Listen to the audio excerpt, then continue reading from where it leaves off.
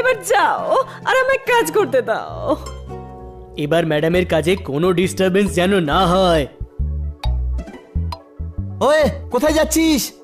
কি হয়েছে রে? ওদিকে স্টোর রুমে না ভীষণ ঝুল পড়েছে, আমি বেডরুমে শুতে যাচ্ছি, বুড়ো মাকড়সাটা ওখানে নাক ডাকছে। দৌড়। না, বেডরুমে ম্যাডাম কাজ করছে, ওখানে গিয়ে তাকে ডিস্টার্ব করবি না, কোনো প্রশ্ন? এ বেশি বকিস না, আমি কি ওখানে গিয়ে সানাই বাজাতে যাচ্ছি নাকি? চুপচাপ আলমারির পেছনে গিয়ে ঘুমিয়ে পড়বো। সার এখান থেকে। No means no.